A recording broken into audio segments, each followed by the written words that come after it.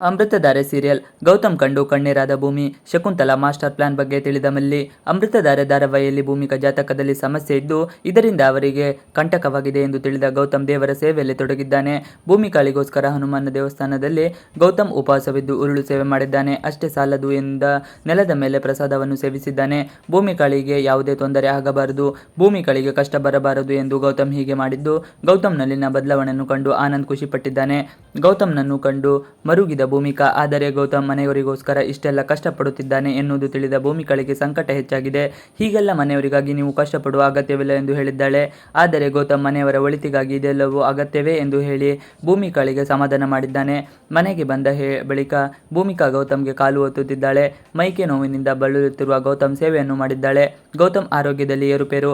ಆದರೆ ಗೌತಮ್ ಆರೋಗ್ಯದಲ್ಲಿ ಏರುಪೇರಾಗಿದೆ. ಇದರಿಂದ ಗಾಬರಿಯಾದ ಭೂಮಿಕಾ ವೈದ್ಯರನ್ನು ಕರೆಸಿದ್ದಾಳೆ. ವೈದ್ಯರು ಗೌತಮ್ನನ್ನು ಪರೀಕ್ಷೆ ಮಾಡಿ ನಿಶ್ಶಕ್ತಿಯಿಂದ ಹೀಗಾಗಿದೆ, ಆಯಾಸ ಮಾಡಿಕೊಳ್ಳಬೇಡಿ, ಇದು ಹೀಗೆ ಮುಂದುವರಿದರೆ ಪರಿಸ್ಥಿತಿ ಇನ್ನಷ್ಟು ಹದಗೆಡುತ್ತದೆ ಎಂದು ಹೇಳಿದ್ದಾರೆ.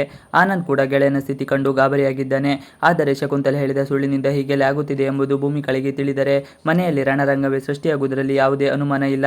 ಮದುವೆ ಬಗ್ಗೆ ಅಪ್ಪಿ ಆತಂಕ. ಅಪೇಕ್ಷಾ ಮನೆಯಲ್ಲಿ ಈಗಾಗಲೇ ಎಲ್ಲರಿಗೂ ಅಪ್ಪಿ ಎಂಬ ಬಗ್ಗೆ ಆತಂಕವಿದೆ. ಒಂದು ಬಾರಿ ಸೆಟ್ ಆಗಿ ಮದುವೆ ಕ್ಯಾನ್ಸಲ್ ಆಗಿದ್ದಕ್ಕೆ ಆಘಾತಗೊಂಡಿದ್ದಾರೆ.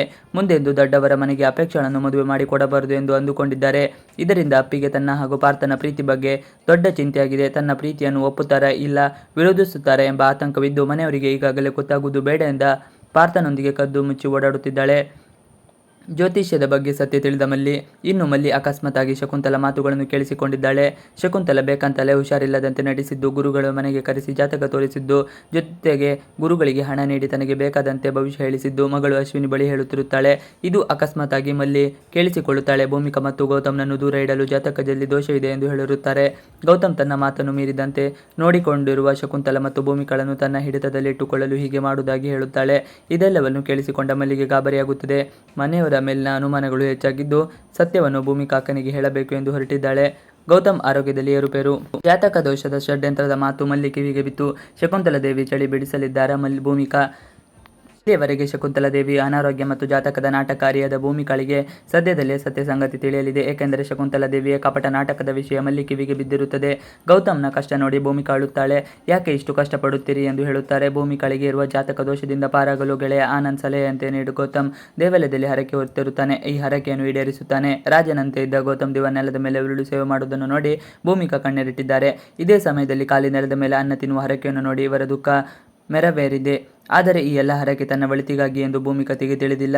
ಜೊತೆಗೆ ಈ ರೀತಿ ಜಾತಕ ದೋಷವೇ ಇಲ್ಲ, ಈ ರೀತಿ ದೋಷ ಇರುವುದಾಗಿ ಶಕುಂತಲಾ ದೇವಿ ಗುರುಗಳ ಬಾಯಲ್ಲಿ ಹೇಳಿರುತ್ತಾಳೆ ಎಂದು ಗೌತಮ್ಗೆ ತಿಳಿದಿಲ್ಲ. ಗೌತಮ್ ಮತ್ತು ಭೂಮಿಕಾ ಒಬ್ಬರಿಗೊಬ್ಬರು ತಮ್ಮದೇ ರೀತಿಯಲ್ಲಿ ಪ್ರಪೋಸ್ ಮಾಡಲು ಕಾಯುತ್ತಿರುವಾಗಲೇ ಅದನ್ನು ಸಹಿಸಲಾಗದ ಶಕುಂತಲಾ ದೇವಿ ಅನಾರೋಗ್ಯದ ನಾಟಕ ಒಡೆಯುತ್ತಾಳೆ. ಜೊತೆಗೆ ಜ್ಯೋತಿಷಿಯ ಮುಖಾಂತರ ಸುಳ್ಳು ಹೇಳಿರುತ್ತಾಳೆ.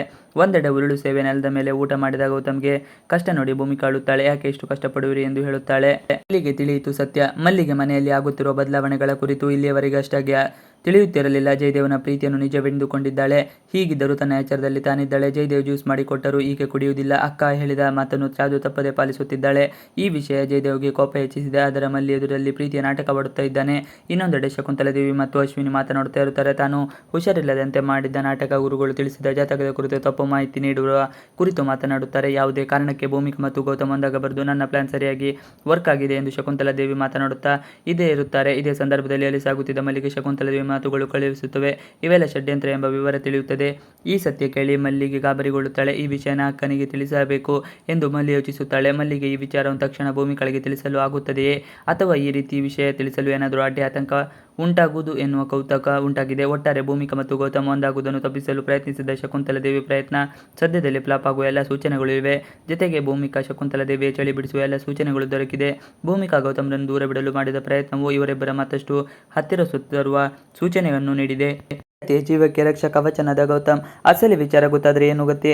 ವಯಸ್ಸು 45 ಮೀರಿದ ಬಳಿಕ ಗೌತಮ್ ದಿವಾನ್ ಭೂಮಿಕಾಳನ್ನು ಮದುವೆಯಾಗುತ್ತಾರೆ. ಮನೆ ಮಂದಿಯ ಒತ್ತಾಯಕ್ಕೆ ಮದುವೆಯಾದರೂ ಒಬ್ಬರು ಅನನ್ಯವಾಗಿ ಬದುಕು ಸಾಗಿಸುತ್ತಿದ್ದಾರೆ. ಒಬ್ಬರನ್ನೊಬ್ಬರು ಬಹಳ ಗಾಢವಾದ ಪ್ರೀತಿ ಮಾಡುತ್ತಾರೆ. ಈ ವಿಚಾರ ಶಕುಂತಲಾ ದೇವಿಗೆ ಯಾವಾಗ ತಿಳಿಯಿತೋ ಆ ದಿನದಿಂದ ಶಕುಂತಲಾ ದೇವಿ ಬರೀ ನೋವೇ ಇಬ್ಬರ ಪ್ರೀತಿಯನ್ನು ಒಬ್ಬರಿಗೊಬ್ಬರು ಹೇಳಿಕೊಳ್ಳಬೇಕು ಎನ್ನುವಷ್ಟರಲ್ಲಿ ಶಕುಂತಲಾದೇವಿ ತನ್ನ ಡ್ರಾಮಾ ಶುರು ಮಾಡುತ್ತಾಳೆ. ಜ್ಯೋತಿಷ್ಯರನ್ನು ಕರೆಸುತ್ತಾಳೆ. ಸುಳ್ಳು ಜ್ಯೋತಿಷ್ಯ ಹೇಳಿ ಗೌತಮ್ ದಿವಾನರನ್ನು ನಂಬಿಸುವ ಕೆಲಸ ಮಾಡಿಸುತ್ತಾಳೆ. ಗೌತಮ್ಗೆ ತನ್ನ ಮಲತಾಯಿ ಶಕುಂತಲಾದೇವಿ ಅಂದರೆ ಬಹಳ ಪ್ರೀತಿ. ಅವರು ಏನು ಹೇಳಿದರೂ ನನಗೆ ಒಳ್ಳೆಯದಾಗಲಿ ಹೇಳುತ್ತಿದ್ದರು ಎನ್ನುವ ಭರವಸೆ. ಆದರೆ ಶಕುಂತಲಾದೇವಿ ಮನಸ್ಸು ತುಂಬ ವಿಷಯ. ಆಕೆಗೆ ಮಗ ಚೆನ್ನಾಗಿರಬೇಕು ಎನ್ನುವ ಆಸೆ ಏನಿಲ್ಲ. ಆಕೆಗೆ ತನ್ನ ಮಕ್ಕಳು ಚೆನ್ನಾಗಿರಬೇಕು. ಗೌತಮ್ ಆಸ್ತಿ ಮೇಲೆ ಬೇರೆ ಯಾರ ಕೆಟ್ಟ ಕಣ್ಣು ಬೀಳಬಾರದು. ಗೌತಮ್ಗೆ ಹೊಸ ಜೀವನ ಕಟ್ಟಿಕೊಳ್ಳಲು ಬಿಡಬಾರದು. ತಾನೇ ಇದೆಲ್ಲ ಪ್ರಾಬ್ಲಮ್. ಅದಕ್ಕೆ ಹೊಸ ಜೀವನ ಕಟ್ಟಿಕೊಳ್ಳಲು ಬಿಡದೇ ಇದ್ದರೆ ಈ ರೀತಿ ಆಗಲು ಸಾಧ್ಯವೇ ಇಲ್ಲ ಎಂದು ಹೊಂಚು ಹಾಕುತ್ತಿರುತ್ತಾಳೆ. ಶಕುಂತಲಾದೇವಿ ಅದಕ್ಕಾಗಿ ಸರಿಯಾಗಿ ಪ್ಲಾನ್ ಮಾಡುತ್ತಾಳೆ. ಜ್ಯೋತಿಷ್ಯರು ಗೌತಮ್ ಬಳಿ ನೀನು ಹಾಗೂ ನಿನ್ನ ಹೆಂಡತಿ ಬಂದಾದರೆ ನಿನ್ನ ಹೆಂಡತಿ ಜೀವಕ್ಕೆ ತೊಂದರೆ ಆಗುತ್ತದೆ ಎಂದು ಸುಳ್ಳು ಹೇಳಿದಾಗ ಗೌತಮ್ ಶಾಕ್ ಆಗುತ್ತೆ. ಹಾಗೆಯೇ ಭಯ ಕೂಡ ಆಗುತ್ತದೆ. ಮಾತು ಮುಂದುವರಿಸಿದ ಜ್ಯೋತಿಷ್ಯರು ನೀವು ಇಬ್ಬರು ಮದುವೆ ಆಗಲೇ ಬರದಾಗಿತ್ತು. ಆದರೆ ಇಬ್ಬರು ಮದುವೆ ಆಗಿದ್ದೀರಾ. ಆದರೆ ನೀವಿಬ್ಬರು ಒಂದಾದರೆ ನಿಮ್ಮ ಮಡದಿಗೆ ಕಂಟಕ ಇದೆ ಎನ್ನುತ್ತಾರೆ. ಹೆಂಡತಿ ಜೊತೆ ದೇವಸ್ಥಾನಕ್ಕೆ ಹೊರಟ ಗೌತಮ್. ಇದನ್ನೆಲ್ಲ ಜ್ಯೋತಿಷ್ಯರು ಹೇಳಿದಾಗ ಭೂಮಿಕಾ ಇರುವುದಿಲ್ಲ. ಭೂಮಿಕಾ ಇದೆಲ್ಲ ತಿಳಿದಿಲ್ಲ. ಗೌತಮ್ಗೆ ತನ್ನ ಹೆಂಡತಿಯನ್ನು ಕರೆದುಕೊಂಡು ದೇವಾಲಯಕ್ಕೆ ಹೋಗುತ್ತಾನೆ. ಅಲ್ಲಿ ರಥವನ್ನು ಆಚರಣೆ ಮಾಡುತ್ತಾನೆ. ಇದೆಲ್ಲವನ್ನು ನೋಡಿದ ಭೂಮಿಕಾಗೆ ಅರರೆ ಏನಿದು ಮಾಡುತ್ತಿದ್ದಾರೆ, ಅಷ್ಟಕ್ಕೂ ಏನಾಯಿತು ಅಂತ ಇಷ್ಟೆಲ್ಲ ರಥ ಆಚರಣೆ ಮಾಡುತ್ತಿದ್ದಾರೆ ಎಂದು ಮನದಲ್ಲಿ ಅಂದುಕೊಳ್ಳುತ್ತಾರೆ. ಗೌತಮ್ ಬಳಿ ಇದೆಲ್ಲ ಯಾಕೆ ಮಾಡುತ್ತಿದ್ದೀರಾ ನೀವು ಎಂದು ಕೇಳಿದಾಗ ಮನೆಯವರು ಒಳ್ಳೆಯದಕ್ಕೆ ನಾನು ಇದೆಲ್ಲವೂ ಮಾಡುತ್ತಿದ್ದೇನೆ.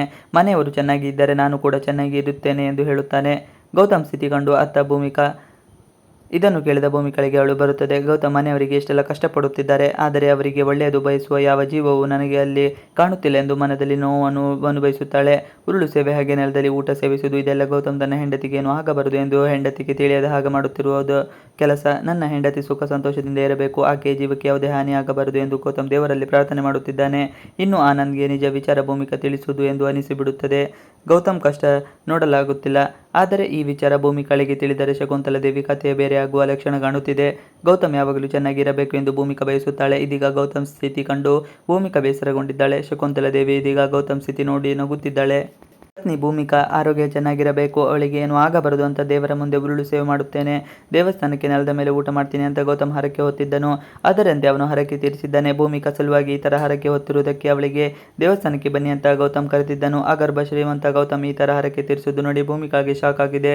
ಹರಕೆ ತೀರಿಸಿದ ಗಂಡನ್ನು ನೋಡಿ ಕಣ್ಣೀರು ಹಾಕಿದ ಭೂಮಿಕಾ ಮನೆಯವರಿಗೆ ಎಲ್ಲರಿಗೂ ಒಳ್ಳೆಯದಾಗಬೇಕು ಅಂತ ಹರಕೆ ಕಟ್ಟಿಕೊಂಡಿದ್ದೇನೆ ಅಂತ ಗೌತಮ್ ಭೂಮಿಗೆ ಹೇಳಿದ್ದಾನೆ. ತನ್ನ ಸಲುವಾಗಿ ತನ್ನ ಗಂಡ ಇಷ್ಟೆಲ್ಲ ಮಾಡ್ತಿದ್ದಾನೆ ಅಂತ ಭೂಮಿಗೆ ಗೊತ್ತಿಲ್ಲ. ಆದರೂ ಕೂಡ ಗೌತಮ್ ಉರುಳು ಸೇವೆ ಮಾಡೋದು, ನೆಲದ ಮೇಲೆ ಊಟ ಮಾಡೋದು ನೋಡಿ ಭೂಮಿಗೆ ಸಂಕಟವಾಗುತ್ತದೆ. ಎಲ್ಲೂ ಇರುವ ಗಂಡ ಮನೆಯವರಿಗೆ ಖುಷಿ ಈ ಥರ ಹರಕೆ ತೀರಿಸುತ್ತಿದ್ದಾರೆ ಅಂತ ಅವಳು ನೊಂದುಕೊಳ್ಳುತ್ತಾರೆ. ಗಂಡನ ಪರಿಸ್ಥಿತಿ ನೋಡಿ ಅವಳು ಕಣ್ಣೀರು ಹಾಕಿದ್ದಾಳೆ.